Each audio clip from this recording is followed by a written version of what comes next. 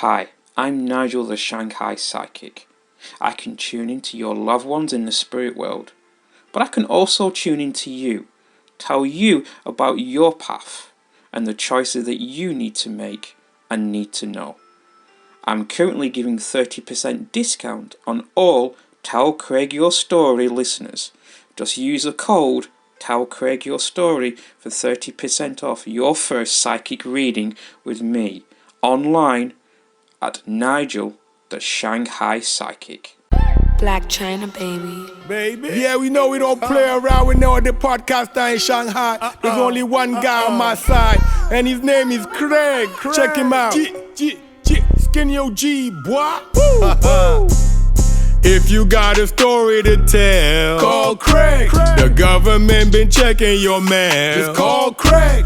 Your ex-girlfriend just fell down a well. Call Craig. They say they about to put you in jail. Just call Craig. Call Craig. Call Craig. Hey, you go and tell Craig. Call Craig. Call Craig. Hey, you go and tell Craig. Call Craig. Call Craig. Hey, you go and tell Craig. The only podcast that's ringing the bell. Call Craig. Yeah, boy, you know who to find. Just go tell him your story, it'll be fine. You know, have a good time. Yeah, this your boy Skinny OG. One love, big up to my boys. Tell Craig your story. Check him out now. Hello everyone, Craig here. Merry Christmas and a Happy New Year to all my family and friends. And a big thank you to all the supporters of the podcast. So last month, I went back home to Australia to go on the Metallica tour, and it was absolutely amazing. It started in Perth. It's been great to catch up with all the friends from the Metallica family that have traveled all over the world to come and see the band play. It was great to catch up with you. I really hope that we can do it again very, very soon.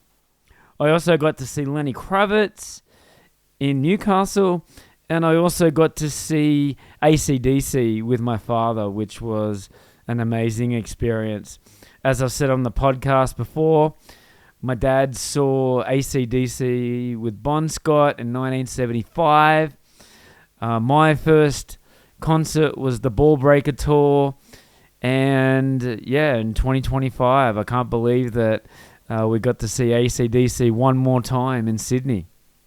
All right, so here we go. Today's podcast, we'll be talking to Barney Haas. Now, Barney is from Germany. I caught up with Barney in Shanghai, and he gave me a ticket to go and watch the Blue Man Group, one of the biggest music production companies in the world. They have over 1.5 million followers on Instagram, and it was such an amazing performance in Shanghai. The comedy value, the percussionist, and they did not miss a beat. They were catching marshmallows, they were painting pictures, and they had small kids all the way up to grandparents clapping along and laughing at the performance. Now, Barney has traveled all over the world performing for the Blue Man Group. But we take a deep dive into his career, how it all become. He was busking in Ireland, forming bands. We also talk about how he found out about the Blue Man Group. What was the tryout like for the Blue Man Group? Getting to meet the original Blue Man Group cast. We also talk about what he did in the COVID period, where the whole entertainment industry was shut down. And we talk about how Barney is helping other people in the entertainment industry tackle this terrible disease. But before we go, please go to our website. We're at Podbean. Tell Craig Your Story at podbean.com.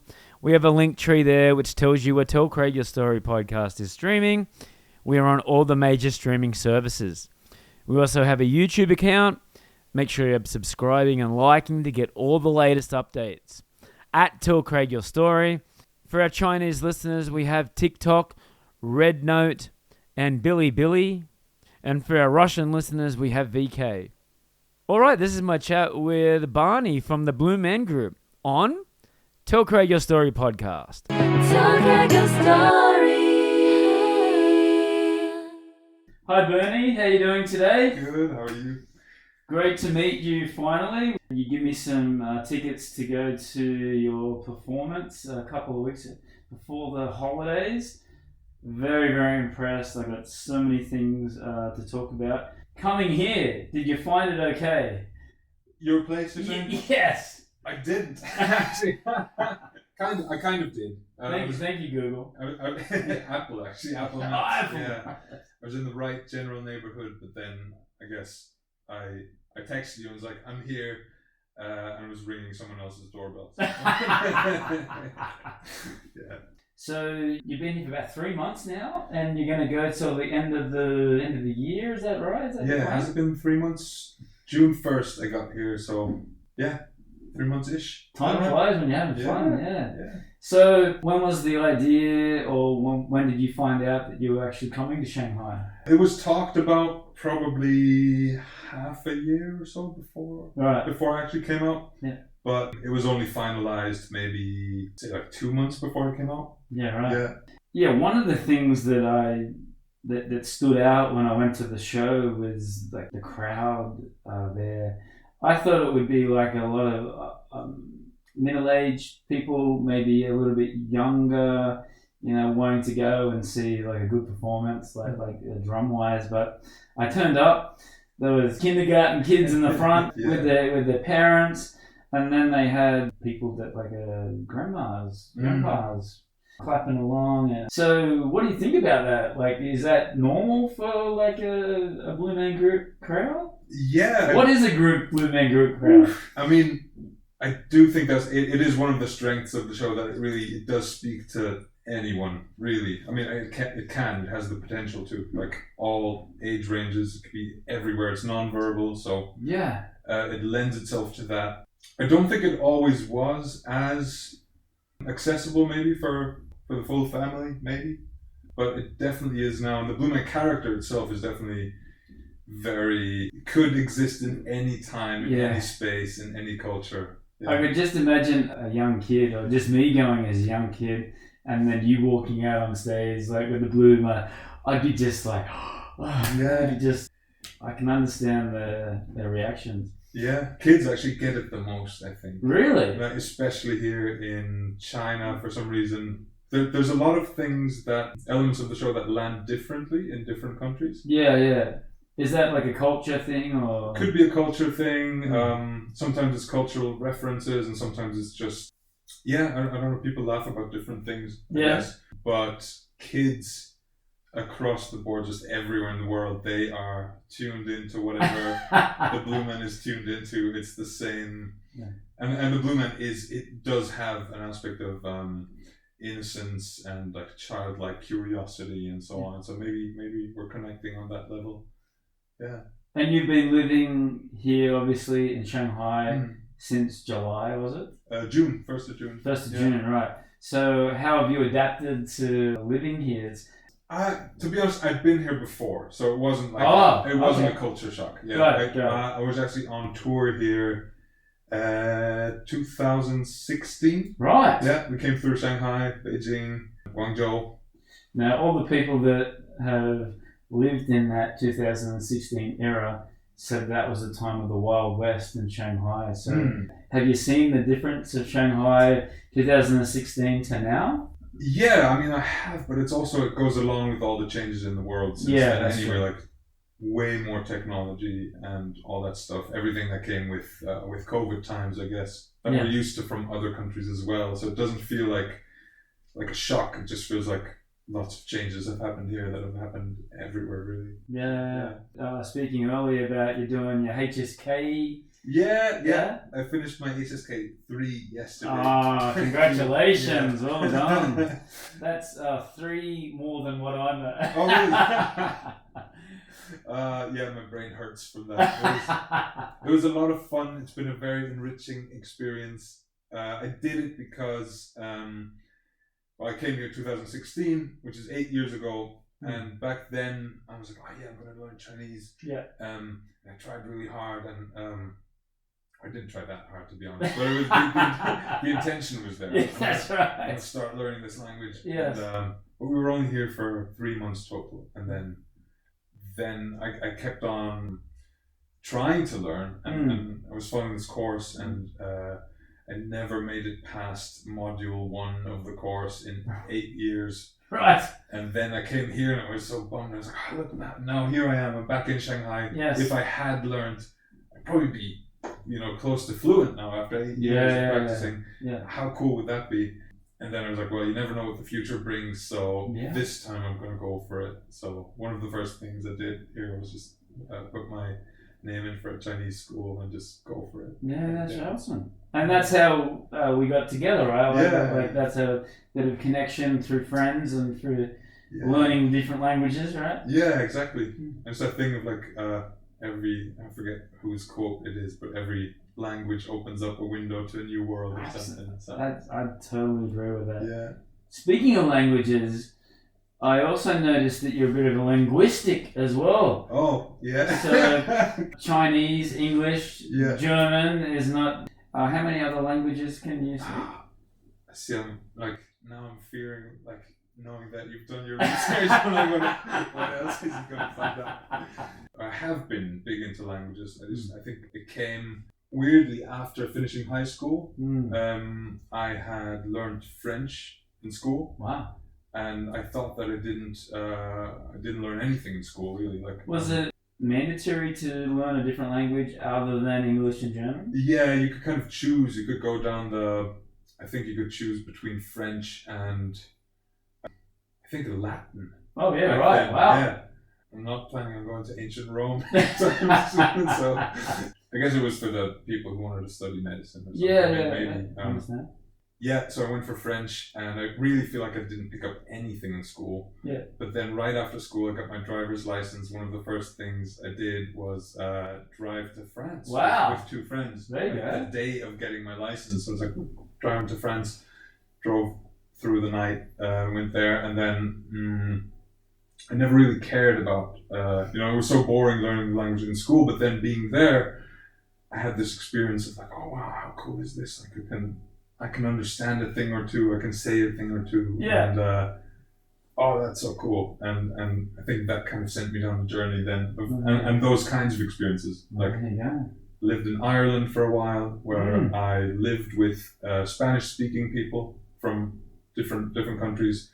Ended up playing in a band with lots of people from Brazil, and through all those things, I was like, how good are the Brazil people? The best. They're so laid back. I went to Rio and São Paulo a couple of years ago, and I actually was looking for work there in Brazil. I loved it so much, and kicking and screaming, getting back onto the plane to go back home. But, Brazil left a deep impression on me for sure. Yes. Yeah. Don't they say God is Brazilian? Oh yes.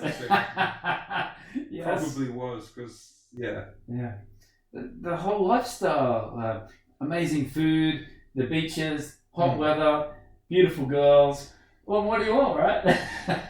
Especially the variety of foods. Hey, you got any tours going there down to South America? Oh, I wish. I think there have been many plans to go to Brazil, but it hasn't really worked out in recent years. So hopefully soon.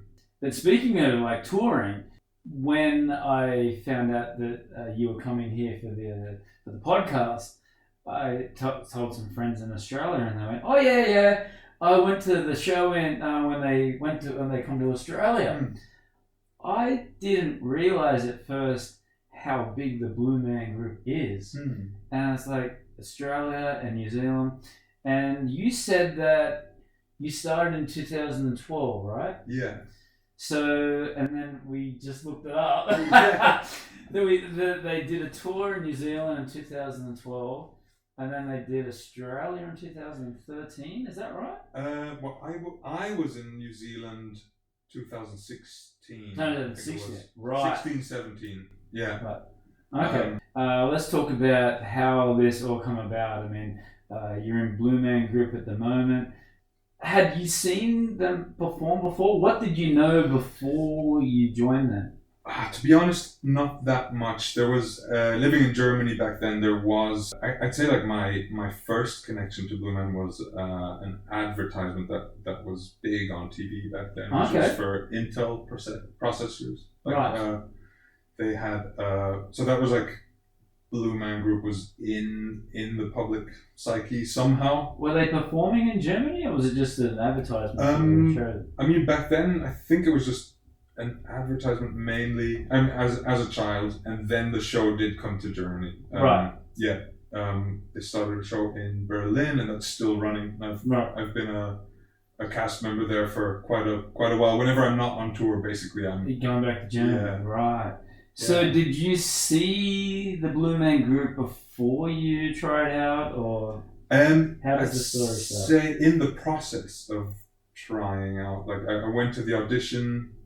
Well, I go to the website today, and I still, give us a headshot, give us your resume, and the tryouts are on these dates. So I'm actually thinking of having a go myself, actually. Why not? You guys are in Shanghai, you know? Yeah. What was the process of you trying out for the Blue Group? Okay, it's a really weird story. I like that. It all started with me and my good friend Nico back home. We went for lunch one day in an Indian restaurant. It was known to be the cheapest restaurant in Berlin. You could, for €3, you'd get like a main course, or like a 3-course meal, basically. Come on. It's really cheap and good. And was it butter chicken? Butter chicken was on the menu. But it was kind of like a meeting. It was like let's get together. The topic of conversation was like, how the hell are we going to fix our situation? We were both broke. We were, actually sharing a room at that time. Wow. In order to save up for a trip that we wanted to do to visit his family back home in Chile.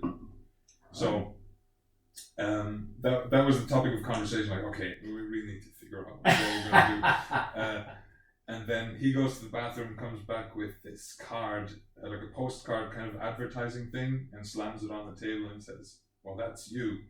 And the postcard said, looking for, it basically asked questions. It was like, are you, between this height and that height? Are you looking to relocate? Are you willing to travel? Do you play drums? I was like, yes. Yes, I do. And then it was like open call on Monday, and it was a Friday, and so. Okay, let's go back a little bit even further. So nobody knows how you got to that stage. So obviously you need to be a bit of a good drummer. Yeah, well, it's like 50-50. I'd say like 50% of guys come in as an actor. 50% as drummers, predominantly. Yeah. But yeah, so I was more of the drummer kind, I'd say. Drummer for who? But that's the $1 million question I'm trying to get to. Kuya? Kuya was a band I played in with my good friend Nico, actually. Right. Okay. What style? Kind of funk, soul-ish, acoustic. We were all flatmates, actually. It was a really fun band, very meaningful project because we were best friends, basically. Same as my band in Australia. Oh, yeah? That's how it works. Yeah. Flatmates and... Yeah. Let's form a band. Yeah. Actually, another band I was in, we were flatmates too. There you go. Sean K. Preston. Yeah, I've got that written down. Sean K. Preston. There you go. Yeah. There was more... Yeah, like, I mean, I've played in a bunch of bands, but never like to any, level of fame or whatever. Right. It was just like that was your step into the next level of playing drums. Yeah, I mean, bands always kept me connected to the reason why you play drums. Obviously, you're not doing it to be in your basement alone. Exactly. I mean, you can be. I mean, that's good enough of a reason to play. So you said that you played like in a punk rock band as well. Yeah. That was my first band experience, actually, yeah. Yeah, I was listening to a lot of punk music back then. What were the bands that you were into? I mean, I was kind of, in that band, I was, quote-unquote, just the drummer, and the guitar player was all about Pennywise. Oh, okay. What else? Like NoFX. Effects, Yeah. Green Day. Yeah. Okay. Yeah. So it was very much along those lines. Yeah, we went to this punk rock bar all the time as teenagers, and that's where we saw a lot of cool bands actually, and that inspired a lot of my drumming back then. Everyone in Germany is so lucky. Like me living in Australia, I'll either finish a tour in Australia, or we'll skip Australia this time. We'll just go to Europe and America and just go back and forth. And it's like, if your favorite band is just doing that, you've either got a choice of waiting or you go to. So yeah, my band, everyone knows, is Metallica. So that was like, you're not going to come to Australia, you're not going to come to me, I'm going to go and see you. So yeah, that's what I do. So we have to do in Australia. You have to do what you have to do. That's right. For the love of rock and roll, right? Yeah. But go back even further, like, how did you learn the drums? Were you professionally trained, or? I had a teacher. It all came about when I was about 7 years old, 6, 7 years old. And I went to a friend's house, like a family friend's house, and one of their son's friend was playing drums. Like he was just a musician. He was into playing piano, and then he got into playing drums. That's the first time I saw like a drum kit, like in real life. What was your reaction? I was just like, I can still see it in front of me. Like I can't pride myself with having the best memory. But at that moment, I still like. There's certain memories that stand out. Yeah. Just like, wow. Yeah. It was a Sonar. Nice. Red shells, and it just like, wow, it was just so powerful. Yeah. Did you just want to get up and play it right away? Yeah, it really. Mom, can you buy me something? Yeah, I mean, basically begging my parents, I want to play the drums. Yeah. And yeah, I was lucky in that way because my dad was into the idea. Like he's a musician himself. Oh, there you go. Yeah. Was he a drummer? No, he played guitar actually. Okay. Yeah, kind of more like singer, songwriter. And was your mother into music as well, or entertainment? My mom is an artist / designer / has been working as an English teacher actually in the last years. Yeah. There you go. So it was in your family to pursue this career, right? To be honest, not really. Like my dad, I mean, while I think he saw drumming as like a good thing to do, it's nice to play an instrument. I'm pretty sure he tried everything to dissuade me from pursuing that as a career. Me too. My parents as well. Yeah, it's like, don't do that. Just don't put yourself through that. Did you rebel then? Was there a rebel stage there? Yeah. I mean, I'm trying to think. I think the rebelling stage came a bit later. Like it was all fine while I was still in school. It became maybe a problem when I'd finished high school. Right, and you didn't have a job. Didn't have a job. Right.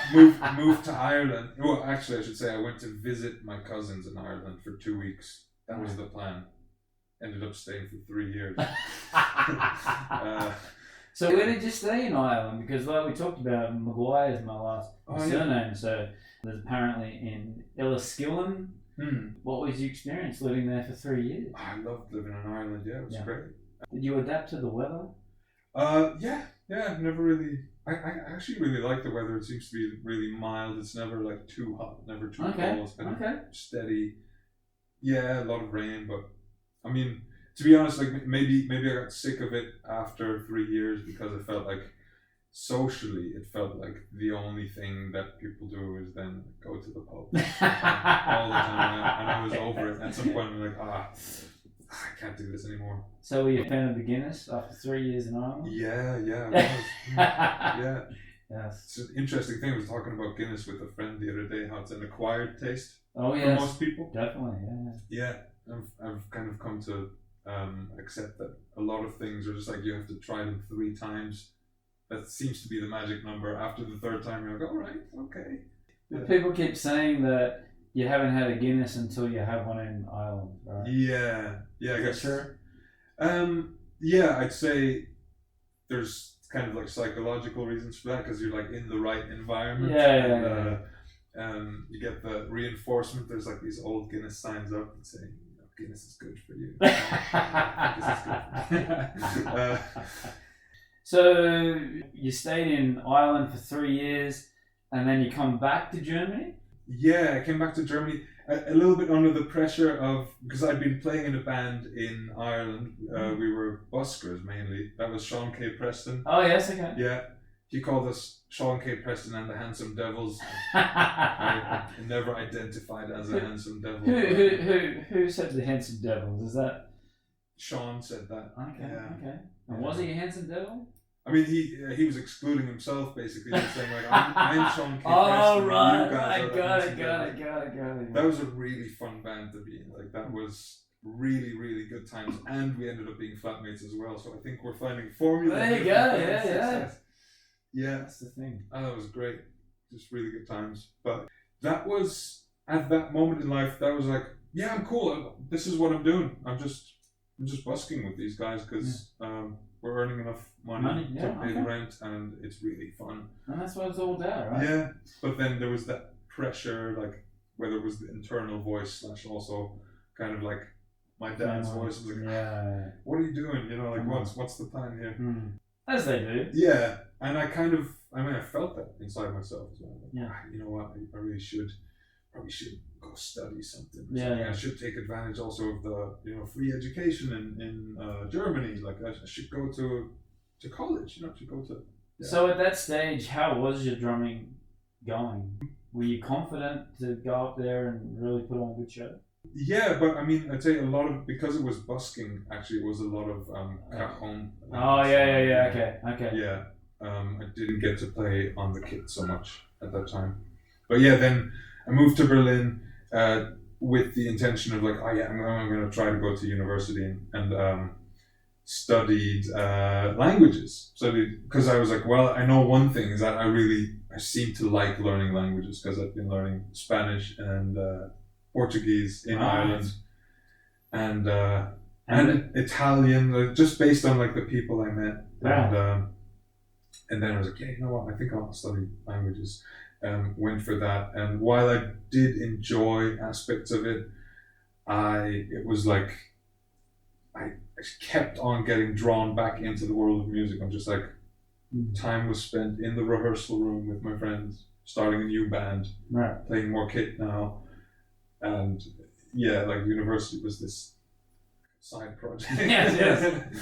That being said, I think it was good for me in terms of I did really enjoy learning languages, and also maybe it built up enough inner angst for me to then kind of like find the spark for what I really liked. Yes. To be honest, I was sick of sitting in chairs due to school and university. Oh yes. It's been a sitting business. Yes. I'm like, this can't be the way. Why do I have to sit for long hours to yeah? No, but I always kind of after getting through university, I need to do something that's more, I don't know, more movement based, more I don't know, hands-on, physical, less in my head, and so on. And magically, the man came along. So that was.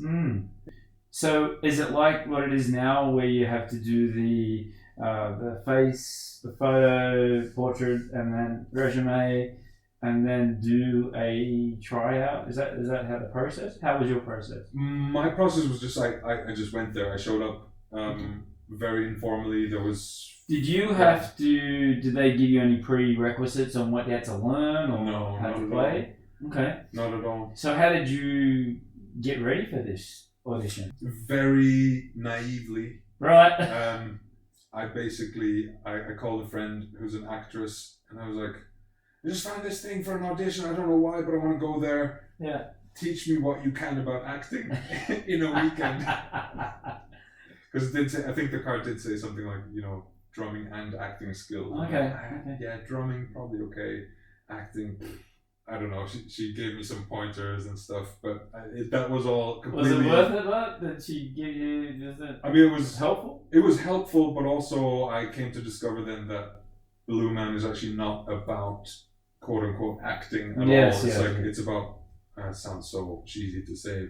being, you know. It's like it's about and I think they're looking more than like specific acting skills. They're looking for whatever the essence of a person is, and does that fit with the character, does that fit with the other people, and so on. So, and they were saying that they found something in you. So what do you think that they found in you? Just another weirdo. another. I think most of my colleagues have ADHD or something. And I think I do too. Just being, maybe to frame it positively, maybe just a sense of curiosity and openness would be a big factor of what they look for. Yeah. And yeah, I mean, back then I was definitely open to just, you know, go with whatever a postcard at an Indian restaurant invited me to do. So I was like, this is what I'm doing now. So. But your show's got so many things going on. I mean, it's not just playing drums. There's a lot of percussion. There's art, catching like a clown. Was it one audition to try out? No, actually, it was a long process. Stop me if I go on a tangent. But basically, that was an open call. It was 500 people-ish there. The first step was just like talking to someone real quick about like whatever, age and height, like the basics. And then the next step was drumming. While drumming, they would have a conversation with you and ask you a few casual questions. And then with every round, it was like a few people were kind of eliminated. And then... So drumming while you're talking? Yeah, I don't think that was like... They weren't trying to challenge us or something. It was just like, can you drum a little bit? And like, let's have a chat. Like, just kind of sussing out people's vibes or something. Yeah. And then the next step was kind of like a workshop kind of setting, where they gave us some tasks, usually in groups of 3. It would be something like, leave the room, then come back in and pretend you're 3 scientists and you need to find, the secret ingredients to something, and oh my god, of the essence. So you're with 2 complete strangers having to improvise something. Wow. And I was just going along with it all, and then I mean, the day was over. I mean, you can't prepare for that, right? No, you just really got it can't. off the cuff. Right? Yeah. In fact, I think a lot of people who did prepare and were like, "Oh, I'm gonna act like a blue man and like." Right. Give him the big eyes and whatever, and walk in a really stiff and awkward way. See you later.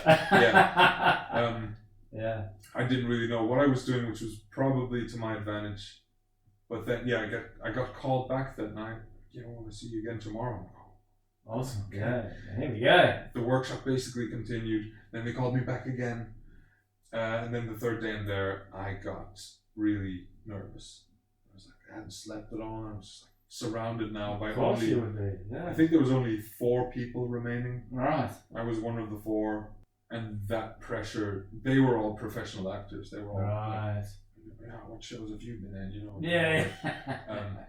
I've been busking in Ireland for 3 years. Exactly. Like, what are my credentials? Felt like a fish out of water, and I think I just got into my head and got really nervous, and at that stage then didn't make it further actually. Right. And I noticed why. I was just like, I'm really out of my center now. I'm really not like I'm not present. I'm not here because I'm so. Yeah, it threw me off somehow. But then, one of the guys running the audition actually came up to me and was like, hey, like, keep working on stuff, and I think this might work out in the future. And somehow I had caught fire. Being at the theater as a drummer, the audition was in the backstage area of the theater. It was full of drums and drum heads and drum equipment, and the people were so cool and nice, and I was just like, man, like this feels right. Something about this place feels like I belong here. So after the audition, that was it for the moment.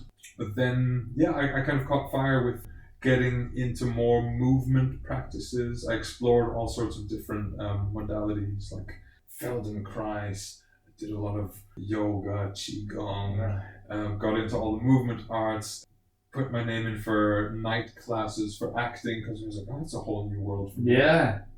That led to then being asked to act in a short film, being asked to act in someone's theater piece, all like very, very like low. One thing led to another, and I was like, I'm really enjoying this. Like, I'm discovering a whole new world. Just did as much acting and getting into my body as I could, and it was a much needed development, I guess. After having spent years in my head. So that was a fun journey, and then I actually went to visit my friend Sean in the US. Oh, yeah? And I had been in contact with the people at Blue Man. I was like, hey, just so you know, I'm visiting a friend in the US. If there is another audition going on, I'd love to try again. And it happened to line up. I went to an audition in New York. It worked out that time. Did they tell the New York crew about your previous tryout before? Or? I don't know, to be honest, but it's quite common actually in Blue Man that like people might audition several times. And I'd experienced so many things it had been a year or so, and it was a really interesting year. A lot of things happened, and it really felt like in that moment in New York, everything lined up, like everything started to make sense. The weird postcards at the cheap Indian restaurant to travels that I'd had, weird theater groups that I joined. I had a really weird experience. In my naiveness and desperation of like, how do I become a better actor? Like, how do I get into that? I actually went on Craigslist, which is probably, especially nowadays, like, you don't find a lot of good things on Craigslist. I was just like searching all over. Like, how do I find classes, teachers? I did find a great acting coach. Right. I was going to night classes, as I said. Found this and that, and then out of curiosity on Craigslist, I just entered. I think I just searched for actor or something, and I came up with one thing, which was like looking, like very simply written, like looking for professional actor, lots of work, no pay. I was like, yeah, that sounds great. Let's look into that. What's that? For 3 months or so, I think it was 3 months-ish. Creating a show together, and me just being like, hey, I'm a newbie. Yeah. Teach me what I need to do. Like, just like... You're an open book. Yeah, basically. And I learned a lot from that experience. And I mention it because but the budget situation didn't find enough the project, and so he had me play a double role, which was a mix between hero and child, like a war veteran and a child, and I'm kind of like a schizophrenic who flips back and forth between those two modes. Yeah. And I say that because Blue Man audition in New York, I was like at the final stage of it with the perform a piece of the show, which is called Crunch. It involves the Captain Crunch cereal. Oh, yeah. Yeah, and I'm doing what they tell me to do, kind of, and then they're like, what you're doing is, it's really interesting, but we'd love to see some different qualities. We'd love to see more of a hero / childlike quality. Yeah. Going in between that, and I was like, I'm training that for 3 months. Right. Yeah, those kinds of things. It seemed like things really lined up. There's way more coincidences that led up to that point, but yeah, it was quite magical when that all happened. So going from there, when did that then go back to the Blue Man Group? No, there was an audition going on, so I just went to that, and again, it was like 3 days or so, I think, of like callbacks, and was it similar to the one that you did in Europe? Yeah, quite similar. Maybe less people actually, but it was very similar. Also similar as in the final day. I knew like the big day of the decision or whatever. Right. I was nervous as hell. I didn't sleep at all. You know what? Actually, I'm pretty sure Stevie Wonder is the reason. Oh wow! I made it because on the train from where I was staying in Brooklyn to the audition, Stevie Wonder, Fulfillingness First, that album I was listening to. Right. Yeah, I was really stressed before I hadn't slept, and then I was on the train, and I'm kind of like looking out the window, listening to that album, and something in it just like set off a spark, and I was like, everything's gonna be all right. Like either way, put me in the right headspace, but just put me It's like all the nervousness Like was a gone. chill sort of like a... Yeah, like chill, but also like just completely detached from the outcome. Right. I'm just happy to be Relaxed alive right now. Yeah. You're in New York City, trying out for a big production. So I'm like, thanks Stevie Wonder. Yeah. How did you find out that you got the job? They called me into an office after. It was kind of like, okay, the audition's over for the day. And they called everyone in one by one to have a conversation. And people either got told to go back home or, like, congratulations, you got the job. This is actually really weird. When I went into the room, I realized that it was a room that I dreamt about. No way. Yeah. Or it looked very similar to something I'd seen in a dream. And I was like, I feel like I've been The dream is happening. Yeah, something about that was like, oh. I can relate to that. Yeah? Yeah. You had a moment like that? Well, yeah. I just, sometimes I have dreams and then it's like, this is familiar. Like a deja vu. Yeah, yes. Yeah. I love those mysteries. And then, but of course, you're getting the job there and the deja vu, so dream big, people. Yeah, I didn't even know it was a dream, you know what I mean? Like, it's very literally a dream, as in, like, you fall asleep and you dream of a room or something, and then, I've seen this space before, I recognize it. Wow, that's really weird. Who was the first person you called up to tell? Pretty sure it was actually my friend Nico. Oh, yes? Yeah, from the band, Yeah. What was his reaction? He was really, really happy. Proud. And and the whole band was like Kuya back then. Yeah. Because I kind of left the band in order to go. Yeah, I mean, I went for the auditions but it was clear that if that happened, that would probably mean that we wouldn't be able to do a tour the next year. So it was bittersweet, but all worked out well. They found a new drummer who's now a very good friend of mine. Oh, nice. Yeah. There you go. How long did it take you to get to that first show? And then what was your first show like? The audition happened. That was all like, okay, that just means you're now signed off to start training. Oh, right. And the training process is in New York. It happened several months later. It's intense? Very intense. Yeah. And it's basically, all it is it's an ongoing audition. So who were the coaches then? Previous people that have performed as the Blue Man Group? Yeah. Most of them still perform. They're like performer directors or just, long-term Blue Men are very experienced and kind of, they all have an individual take on the character. Kind of everyone's something different to teach. So what I read was that it started in 1987. So did you get an opportunity to meet the original cast? Yeah, actually, but way later. And in very different situations. Okay. Yeah, I did meet Chris Wink the day I was signed off. Once I got through training, 8 weeks of training. Yes. That's another, okay, you've now made it through training. Right. Now you're actually a Blue Man. 8 weeks. 8 hard weeks of every day, you're just like, are they gonna kick me out or not? Right. And the day I got out, I saw Chris Wink walk past me with his dog, and I was just like, Chris Wink? He's like, yeah. I just got signed off as a Blue Man. Like, cool. Very casually. Keep going. I think he lived above the Blue Man Theatre. Right. Yeah. Okay. And then I met him again actually in China. Oh, right. Years later, just a few years ago. Yeah, the other guys I also met in different places. Phil Stanton I met in Singapore.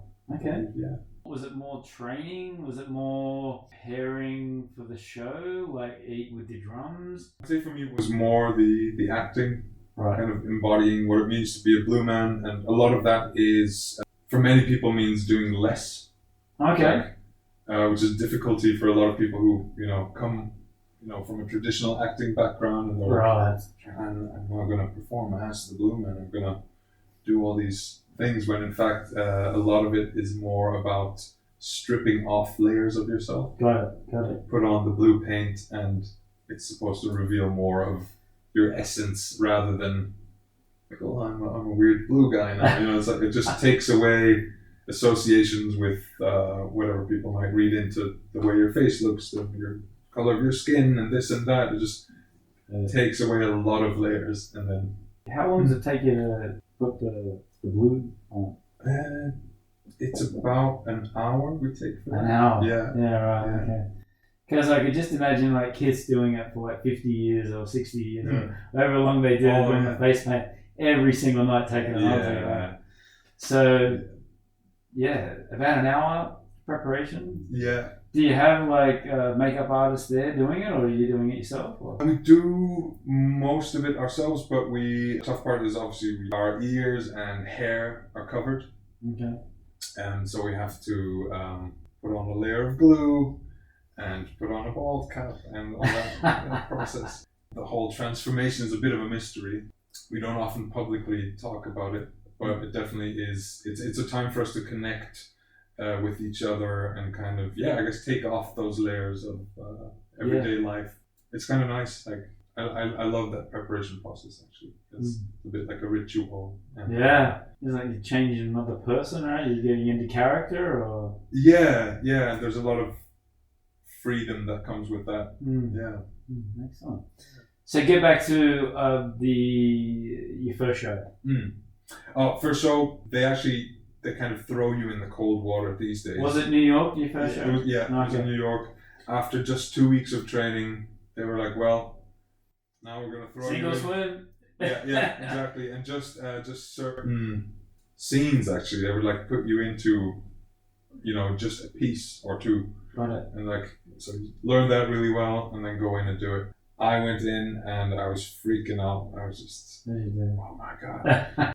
A few things went wrong technically. Oh yeah. Actually, everything went wrong. Did you got music? You actually live music as well. Yeah, one of the first pieces of the show is we're wearing these welding masks. Yeah, and they're supposed to then slowly come up and reveal the blue man for the first time. Right, yes. Of course, I can't find my welding mask. Oh no. It's the first time I'm stepping onto that stage and everything is dark and I'm like, oh God, I can't find it. So I come up without my welding mask. That was the first step.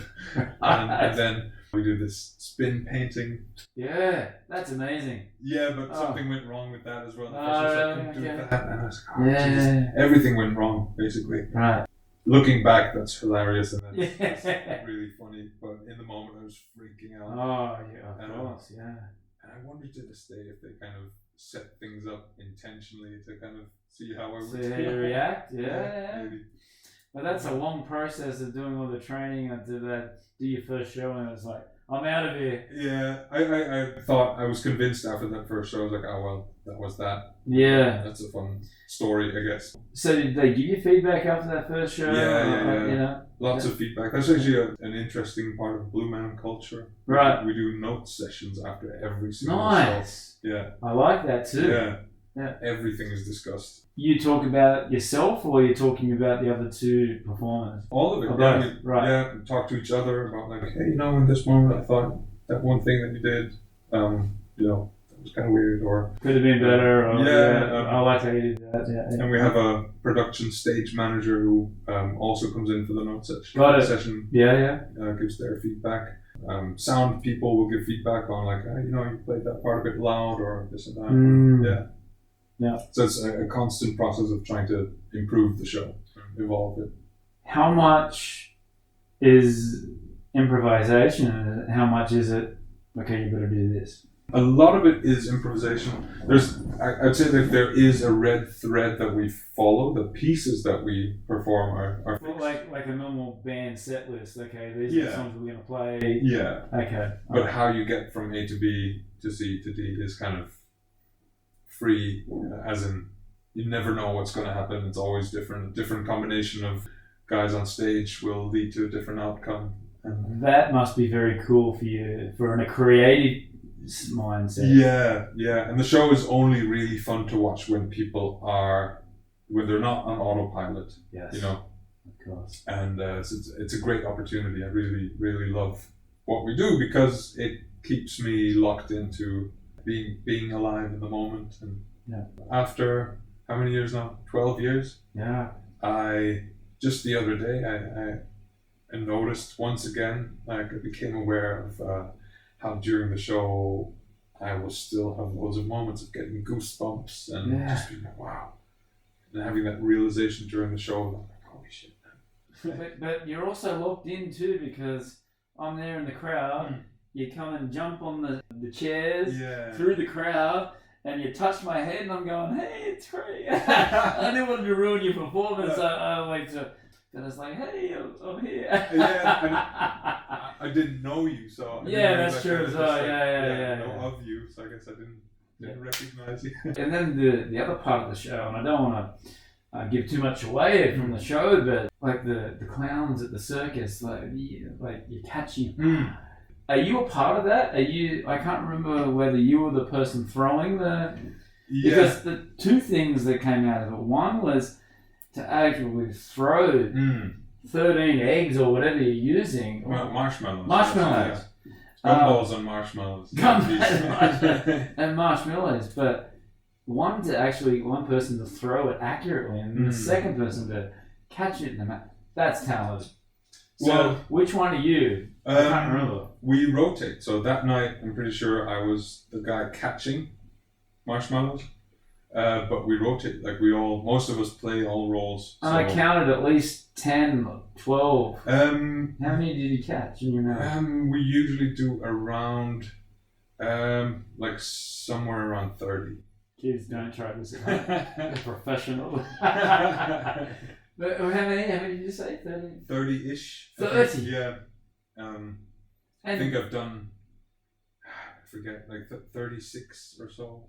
And you did miss one. Oh, I can't remember you missing one. We try not to. Yeah. That's incredible. Yeah, it's one of the first things they do in training. You basically start training, and from minute one, somebody's throwing stuff at you. So the trainers, like, have they performed in the circuit before? Cabaret, or is it? No, it's kind of Blue Man sets itself apart from, like, we're trying to not. Well, it's not. I wouldn't say it's clowning really. You know, it's but it is one of the elements of that show is. Well, actually, that moment came out of the three original guys working together. I think, if I remember correctly, they were working this job at a catering company, and they would throw things to each other and catch, like, throw whatever pieces of food or something and catch it, and that made its way into the show somehow. Yeah. But also the idea is this vaudevillian idea that you start off the show with something that gets the audience to like. Yeah. Trust me, I was saying that all through your show. Oh, really? Wow, that's so cool. Yeah. So cool. Every show is then very unique then, and yeah, that's what I would like about if I was doing something like you. Because if I was doing something the same thing every night, as a creative person, it's not, okay, I'm on autopilot now, I'm just going to go through the motions, but to be able to have that creative and change it up every day and do something different, that's amazing. Yeah, I think that is, I owe that to the character though, because I don't think it would be the same necessarily for other shows. Do you have a strength in one of them, or are you equal in all? I don't know. I think I enjoy doing different parts depending on the mood of the day or something. Yeah. And sometimes I really am feeling that one character, and sometimes the other. They're called left, center, and right. There you go. Very, very special names. But as a whole, just being a Blue Man for 2 hours a day, or 1.5 hours, or however long the show is. Living the dream. It's that thing of like getting to kind of being free of the pressure to have to be something or someone. You're very much like, in an ideal case, of course we're all humans, we have like thoughts come up and stuff, but if you're really in it, then usually it's a very freeing experience. Yeah. Like very playful and yeah. And the other thing too, like you started there in New York. How long did that run go for in New York? Was it a series of shows? Like New York's actually an ongoing show. That's actually where it all began. Got it. And it's still at Astor Place Theatre in New York. It's still amazing. Going. Still today. Yeah. That's incredible. Yeah. So where was your first international show? first international show would have been New York to Chicago to Boston. Oh, we had a show on a ship back then, which is crazy. I mean, there was a circus show on the ship. The ship itself was the Epic, the Norwegian cruise line's Epic, and they built a theater kind of based on the dimensions of Blue Man. So the show fit in perfectly there. It was a lot of fun. Got to see the Caribbean, Nice. Mediterranean. Got to cross the Atlantic. But how did you adjust to that? Like, was it different to be performing on a cruise ship? Yeah, especially On Broadway? the throwing and catching, especially with like. You're right. That was really fun. I did enjoy that time, but to be honest, I'm not a huge fan of cruise ships and cruise ship culture. Right. I think it's upper class. Not even upper class. I mean, it's just the wastefulness of it. Oh, yeah. Insane, just somebody told me the other day what goes into running a ship like that. Right. That was a ship with, I think, 5,000 passengers and 2,000 crew. And that takes some resources to move around. And not a huge fan of that, to be honest. That's intense. So, what other countries have you been to since then? You said also like Australia and New Zealand? I didn't do the tour in Australia. I did New Zealand. New Zealand, okay. Yeah, I did besides Berlin. Berlin was maybe the next international thing then. Okay. That was back home for me. So. And then I joined the international tour, the world tour in 2016. Right. That took us to Singapore, the Philippines, New Zealand, South Africa, Israel, all around Europe, Belgium, Italy. And you said before that the crowds would react different to the show. So there's some pretty intense countries that you just rattled off there. Like, that's one that sticks out for sure. why is that? I was told, I don't know if this is really the case, but I was told that we were one of the first shows to ever go to Saudi Arabia, because I think things have only started to open up there recently. Yes. And because of the way things were there, the religious police and so on, there was like laws around concerts and public appearances that yes. you couldn't really play any music in public that wasn't religious music. I think that was a thing, and that has now changed, and now shows can go there and concerts can go there. We were like one of the first apparently international theater shows that people got to witness. Incredible. And they put us in a basketball arena, so there's like more people than I'd ever seen at one of our shows. Was that one of your biggest crowds, you said?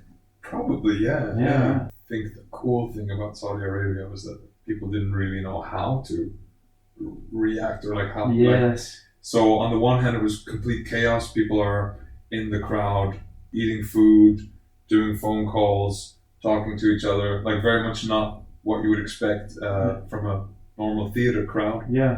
Especially back home in Germany. Yeah. Go to the theater and they're very proper, and we actually always have the problem at Blue Man in Berlin that they need to be given permission almost to laugh. Right. Like somebody will laugh at a bit in the show and then not professional enough. I don't know, there's always some idiot in the crowd. It's like somebody laughs and then they'll be like shh, and you're like, oh no! Yeah, don't you? We need you guys. Yeah. We need the interaction. You need one to go and then gets the energy going. So that was cool in Saudi Arabia. There was definitely none of that, and it's just wild and people screaming, going crazy, and like the wildest audience reaction I've ever seen. Yeah. That's incredible, being able to do those things and talk about it. It must be getting close to the COVID period.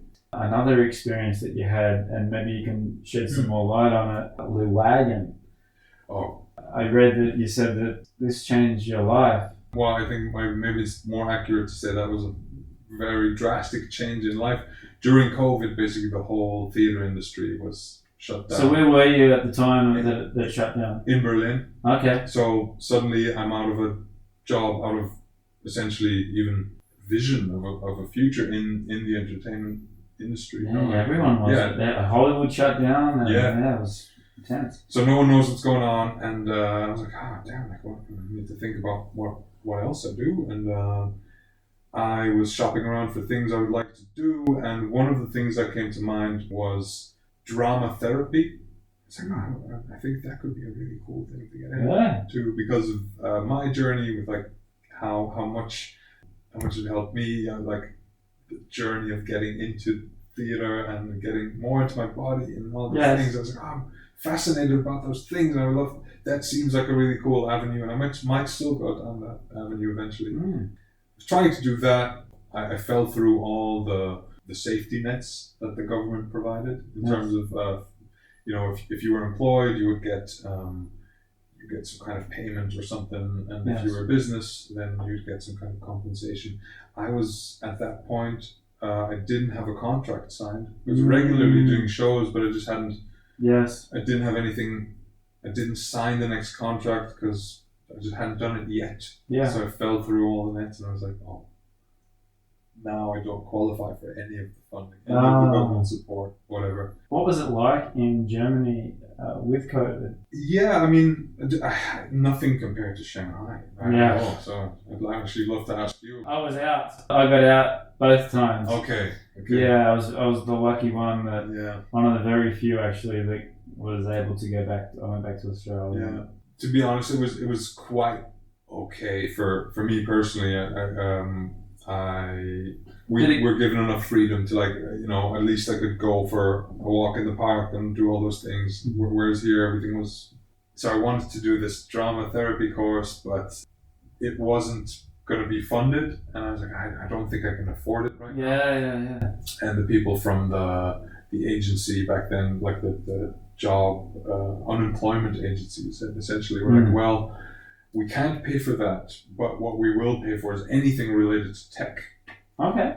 What they offered me was to train in a coding boot camp called Le Wagon. There you go. It's an international coding boot camp, and I did it for 3 months. That was just a little side quest I went on. I was like, let's see what that's all about. Yeah. And it was really interesting. It opened up my mind to a lot of things and a different way of thinking. I'm grateful for it. It was really cool.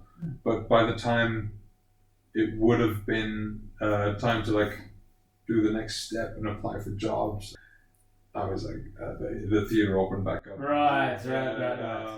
Did you stay in Germany to reopen, or did you have to go back to America to? No, reopening. Well, because we have simultaneous productions, New York's going on. New York opened back up, Chicago opened back up, all of them opened back up eventually. I was just in Berlin when Berlin opened back up, so I was doing shows there, and then I went back out on a tour, which was to Korea and Japan. Nice. Yeah, that was very much needed. After those years of not doing anything, coming back into it.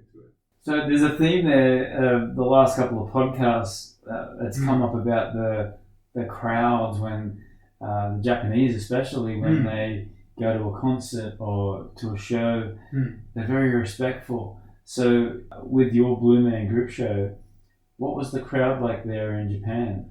Very similar to German crowds, I would say. Really? Yeah, there's definitely a similarity. That's interesting. Yeah, where they were being very respectful. Yes. Not too loud. They wouldn't show their appreciation too much during the show.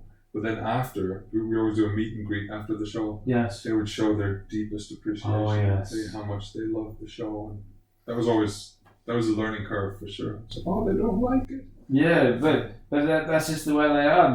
They'd finish a song. I saw Queen there. Yeah. And they finished the song, and it would be claps. Appreciation, great, thank you. And then maybe for 30 seconds, 20 seconds, and then just dead silence. Yeah.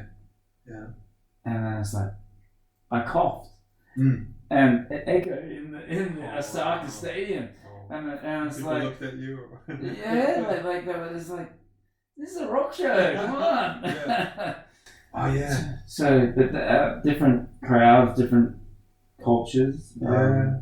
I saw Thundercat perform there. Oh, wow. And it was the same thing. I remember he had a moment on stage where he was like, there's just silence. Everyone's loving it, but he's just like, okay, How do you react? I guess I'll play one more song. Yeah. Nothing.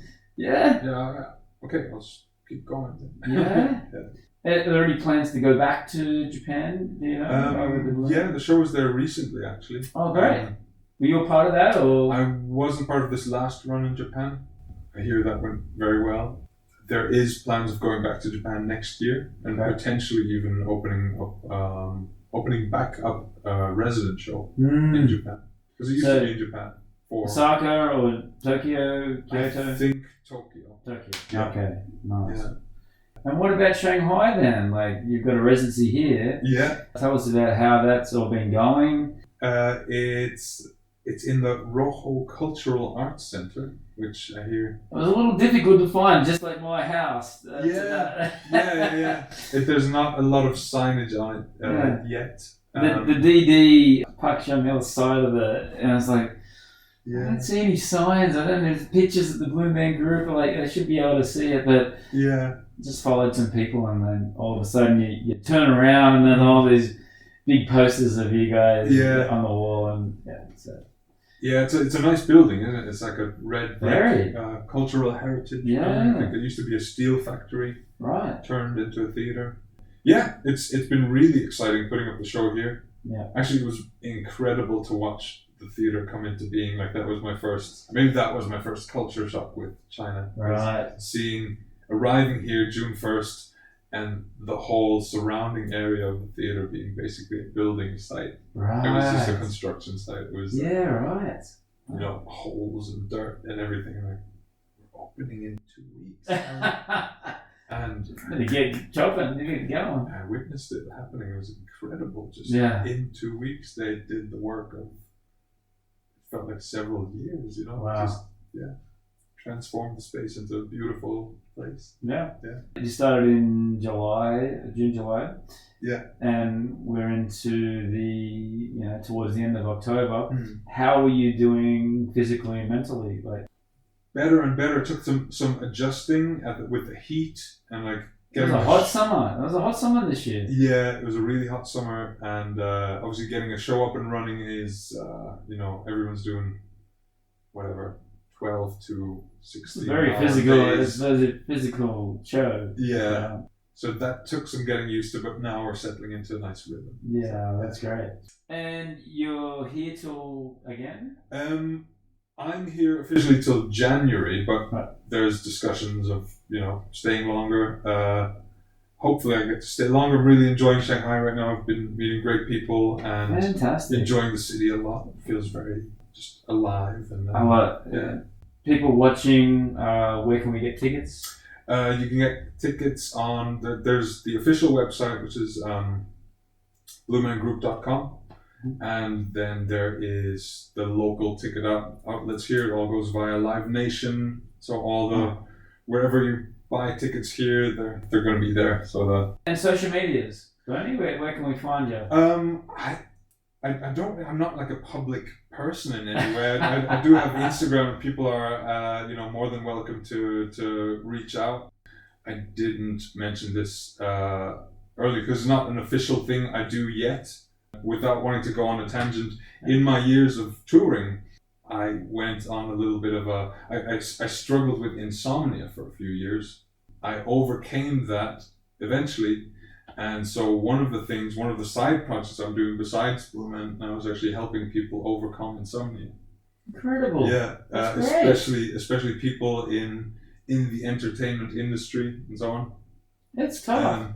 It's tough because you're always working at night, you have bright lights and so on.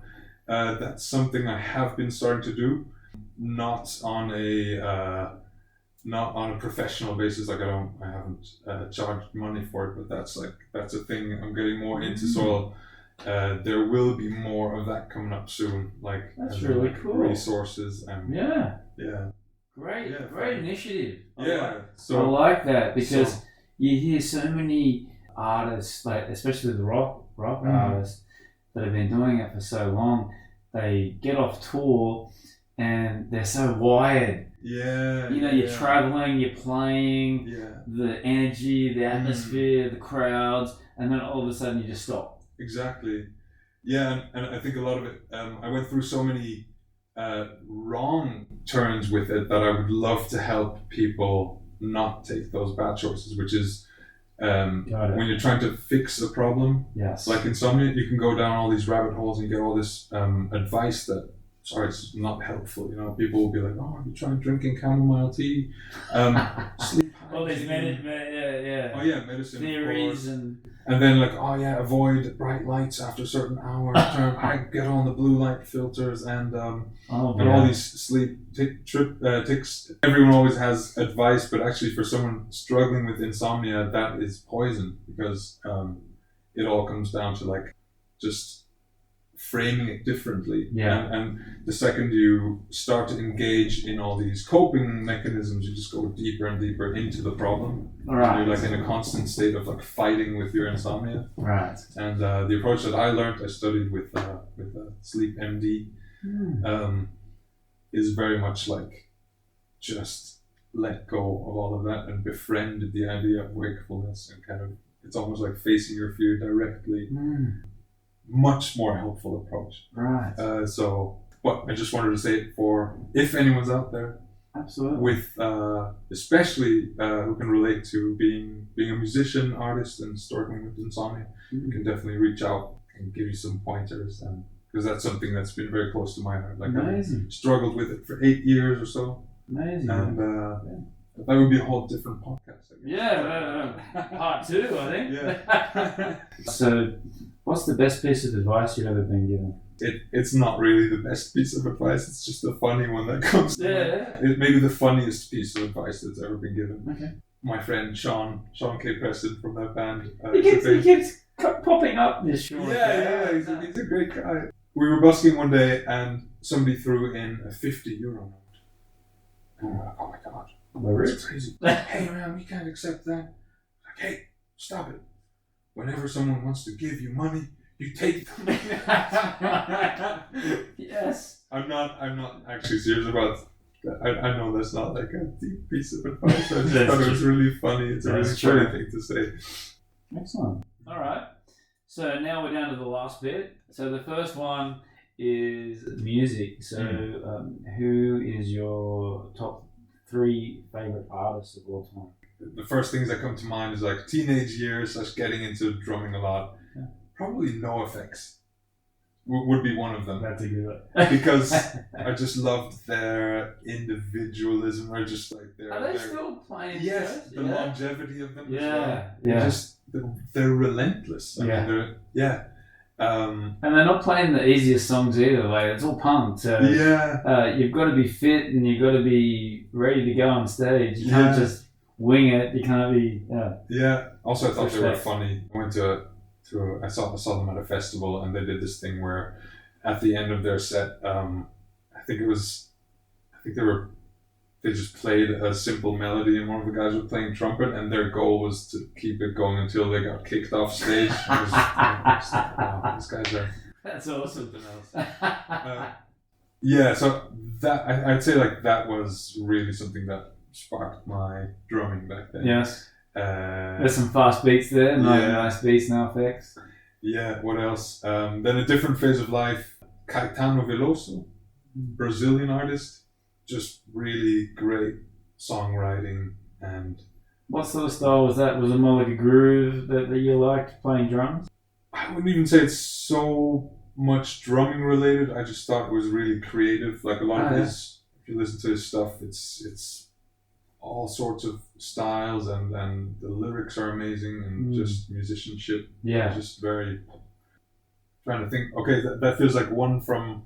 Maybe another one from childhood. I know this is probably, I don't know if this is a cliche, but I'd listened to a lot of Beatles, the Beatles. Of course. And then one album that sticks out that is not the Beatles. Well, that's the next question. Okay.